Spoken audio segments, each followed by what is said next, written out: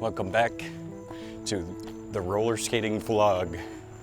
I'm Chromatic Phil, and I'm gonna wait for these bikers to pass me. Still haven't uploaded the first episode. This is the second because I encountered a problem with my video editing software, OpenShot video editor. After 4 attempts, the rendering process for the first video has been foiled at like the 95% mark of progress. It took hours to get to the 95% mark, so that's been rather annoying. But if you're watching this, then that means that I succeeded in figuring it out. In either figuring out how to use OpenShot video editor, which is a software I've successfully edited 3 videos on, and it's open source. I discovered it because I wasn't quite sure what program I should use for my video editing. Last time I was doing video editing regularly was in middle school, over a decade ago, back on Windows Movie Maker. It was very intuitive back then, but made some video projects for school on the recent version of Movie Maker, Windows Movie Maker, and it was just not as intuitive. Kind of sucked. And then the whole Adobe Creative Cloud situation. I'm a born and bred Windows user. So Adobe Premiere would be your professional answer to the question of what software. I heard my friend was always talking about Sony Vegas, but I don't know anything about that. He's always saying that that's what they edited Lord of the Rings on. Which, that wouldn't really surprise me. It's got a lot of, impressive visual effects and special effects, but the editing in Lord of the Rings is, classical, not nothing fancy. I mean, it's fancy in that it's effective, but it's not like cutting edge technology, I guess. It's like freaking whoever that guy is that made Battleship Potemkin. But no, Eisenstein? There actually is a topic for this video of my little tangent about video editing. So, found OpenShot because I just Googled open source video editor. Listen, I'm not a technology guy. I use technology. But the old false dichotomy of the left and right brain, which I think is not backed up by science, but it still maintains its metaphorical, symbolic significance and as a way of like grouping modes of thought. And that method of categorization is the left and right brain hemispheres.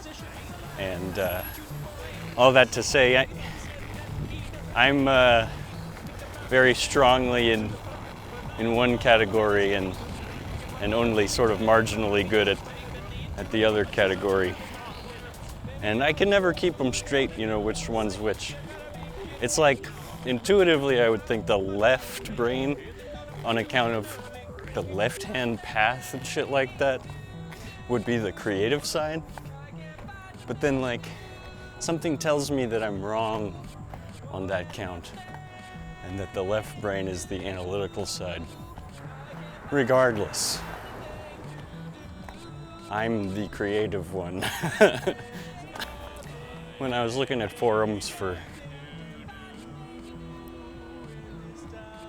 troubleshooting open shot video editor,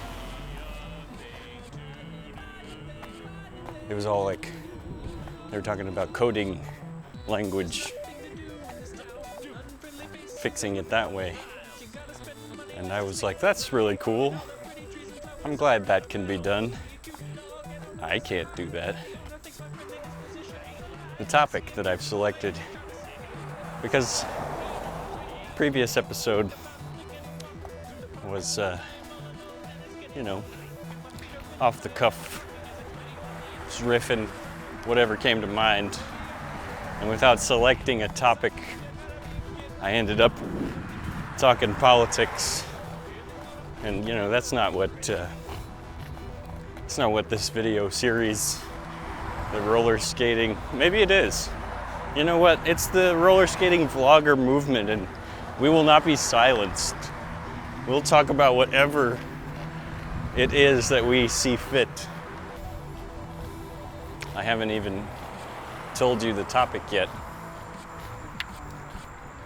And it's a good one, because the topic for today is not something that I know very little about and can only speculate about, but it is something that I know too much about, and spend my valuable brain energies on, to the detriment of other potentially more important things in life. And that topic is music, in the broadest sense. Yes, we're just riffing on music here. A musical metaphor, I guess. You know, I never really questioned whether the origin of the term riff was musical in nature. Because there is a musical riff, like a guitar lick, to use another sort of metaphorical phrase. Like it's like a riff is like a little packet of melodic and rhythmic information. That's a super precise and descriptive way to say it, and yet it obfuscates your point a little bit when you're talking to the layman. But yeah, riff. But there's also the concept of a riff in a conversation. Riffing, like, I guess that's speaking off the cuff. And so this whole time I've been riffing, despite having done no singing or playing of any instruments. That's not to say I haven't been doing those things in my life, because yesterday, instead of recording a roller skating vlog, I was using much of the same technology to record some live musical performances of myself improvising music. You know, I mentioned on the previous episode that I use FL Studio, but I haven't actually really opened up FL Studio for music creation in like a month, probably longer. And the first reason why that was that I was moving. I had to take down my computer. I don't have a laptop. You know, I have all these different musical phases, musical periods in my life that are like determined by technological shifts. And thinking of art in terms of technology always reminds me of George Lucas. You know, probably the first great influence on my creative life. I enjoy imposing creative limitations on myself in various capacities. I find they inspire creativity. One such way that I was about to get into in the previous episode, but then I digressed and forgot the point, is that I like using really cheap art supplies. The cheaper the better, you know, to a certain point, as long as they hold together. I find that you not only have to like sort of think critically, use your problem-solving ability in order to make quality art out of inferior supplies. Not inferior, but you know, budget supplies. I also feel less constricted by like the fear of mistakes when I'm using the econo supply. So yeah, you know, it's like if I buy a $100 canvas, I'm probably gonna be very hesitant to use that canvas in a timely manner, because I'll be like, I need to practice for a while and get better at painting and like do a bunch of drafting. But if I work my way up to that, and then the $100 canvas ends up sitting unused for years on my shelf. But the Dollar Tree canvases that I get, you know, depending on the size, you might get 3 per package. They're small and easily damaged, but you know, if you don't handle them roughly, I think they are technically like archival quality. I'll just like line up a shitload of those, like an assembly line, and just paint to my heart's content. And by the end, I have like dozens of tiny paintings, which then add up to the equivalent size of the one giant painting. One thing I want to work towards in my creative life is feeling more confident to use the higher quality materials. You know, feeling like my work is worthy of these high quality materials.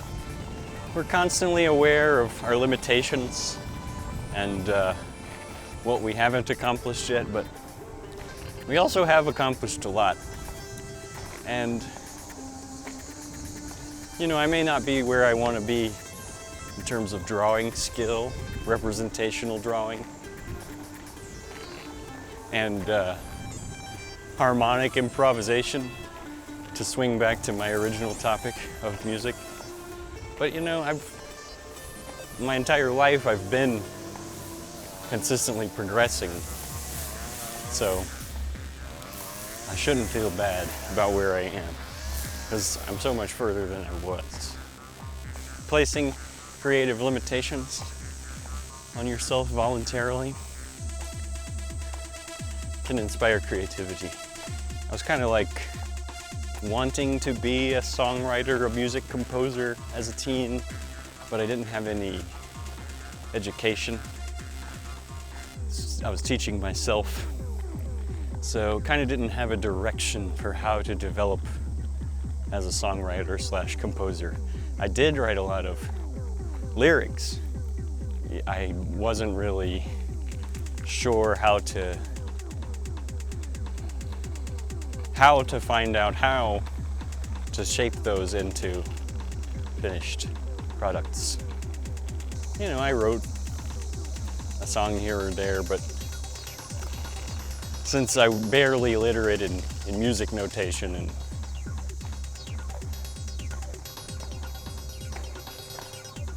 didn't really know about how to record like I do now, wasn't the recording wizard I've become. Nothing really materialized out of that period. But the first big breakthrough in music composition was taking audio production class in high school and getting access to FL Studio 5, version 5. So that was the first time I had access to beat sequencers and MIDI instruments. So the means of creating music on FL Studio, the way I learned how to do it, it's like, it doesn't quite require the technical abstraction that writing music in standard notation does. And neither does it require the technical virtuosity of like composition by improvisation. It sort of offered me a middle ground between those, because you can hear the act of composing something rhythmic or harmonic, melodic, is accompanied by the sound of it on the digital medium. So it's both at once. You hear it as you compose it. I was able to like behold the song in like a physical format as I worked on it and build onto it, like build foundations and structures and then develop onto these ideas. And so that way, without having had much music theory training, and the only real musical training I'd had was in musical theater, which is how I learned to recognize and correct my pitch while singing. So that kind of gave me my ear. And I feel like the ear has proven to be the most crucial element to all of it. And the quote I always go back to is Duke Ellington's famous, deceptively simple quotation. If it sounds good, it is good. The rules don't dictate what sounds good. The rules are there to help you get there, get to what sounds good. And so consciously violating any kind of musical rule is always welcome, as long as your ear, which you have faith in, guides you to it. So from like 2011 to 2015, with a few gaps in between, I was kind of consistently working on FL Studio in various capacities. For a while, my main output was like live improvisation within the digital audio workstation. And then, a lot of times I would focus more on engineering and producing a track with like different sections. That's still my most polished work, is the stuff I've done in that mode. That's like my finest musical creation. But, the problem with that is that it's constructed in the studio. It can't really be performed live except through some sort of contrivance. Like take it apart and then just while you're live, just put it back together. And I get why people like watching people do that, but I just don't find it necessary It's like, doesn't the music speak for itself without me putting on this charade of liveness? Like pretending like I'm playing this all.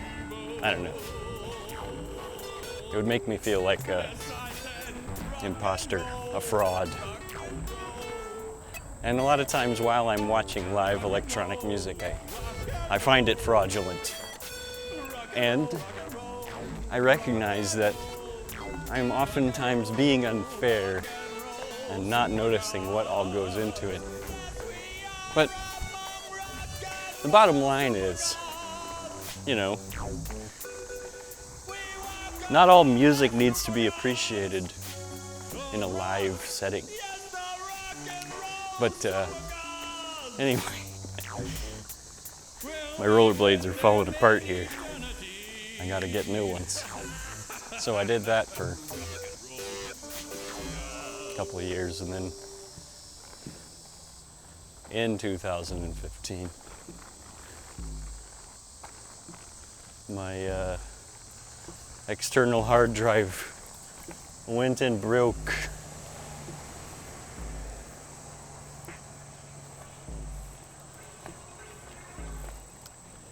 And with it, I lost my copy of FL Studio, as well as, you know, an enormous repository of unique, original, and irreplaceable music, which I had a lot of angst about for a while. But at this point, looking back, it's like, that music probably sucked compared to what I'm doing now. When you do lose irreplaceable digital files of your artistic creation, you have lost the thing. But we know all of life is ephemeral, like on some scale. Even the most well-preserved, the most heavily backed up file, you know, unless you launch it into space on a satellite bound outside the solar system,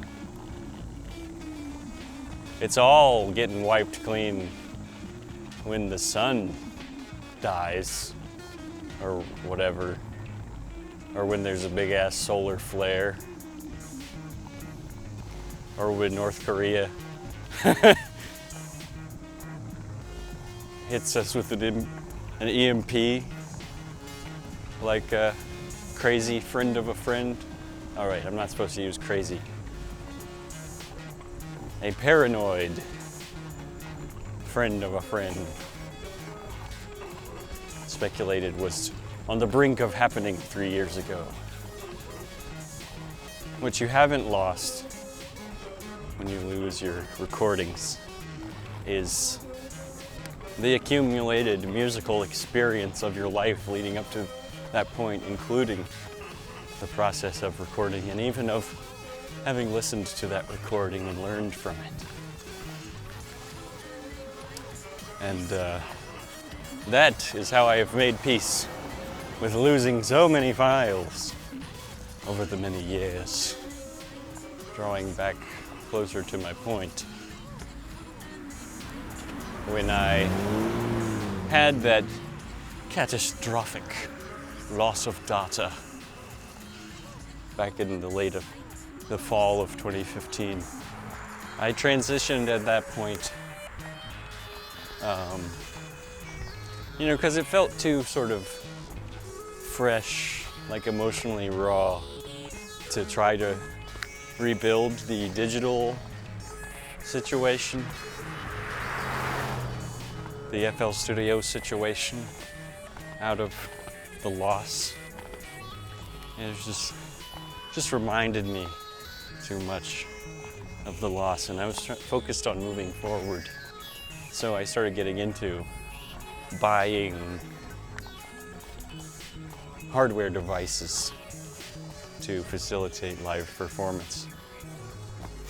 So for like 2 years after that, all I did was had a loop station that I bought, like eight channel, 16 track Zoom R16 digital recorder device that, boy, that is like the most worthwhile purchase of music technology, like outside of a guitar. That freaking Zoom R16 device was sent from heaven above, because you can use it in lieu of a studio, just on its own as like an all-in-one 16-track recorder.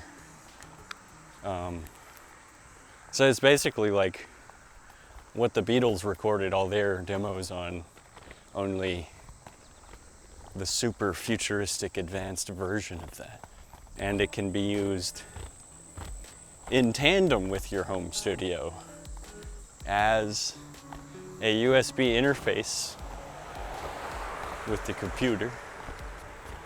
So that allows you to, you know, plug your instruments in to your computer and, you know, things based around that function. You can use it in the capacity that I did and have many times, which is just as a live mixer. It's got 8 inputs for instruments or mics. So and it's got built-in mics. So I would just have it plugged in to the power supply, and I would run my vocals and my guitar and my Casio keyboard, the first instrument I ever had that my parents gave me for Christmas for 1 year. So I've had that, you know, freaking probably over 2 decades at this point. For a while I was kind of embarrassed by the limitations of the Casio keyboard sound, because it's not like on your higher end of keyboards. None of the sound presets, tones, sound anything like a convincing version of what they're meant to represent, but they do give you like the basic timbre of the instrument you're looking for. I mean, some of them don't. Like the saxophone, the MIDI saxophone sound is hilariously inaccurate. But, you know, it's what you do with it. Like if I can create an engaging rhythm using tone 099, or no, just 99, you know, the 100th tone on that Casio, the drum set. Super basic. But an engaging rhythm.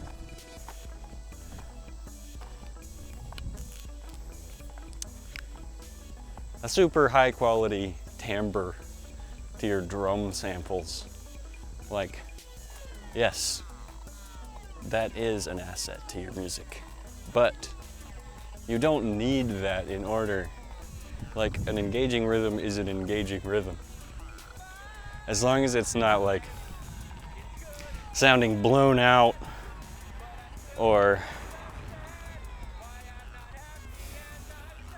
crackly, you know, breaking up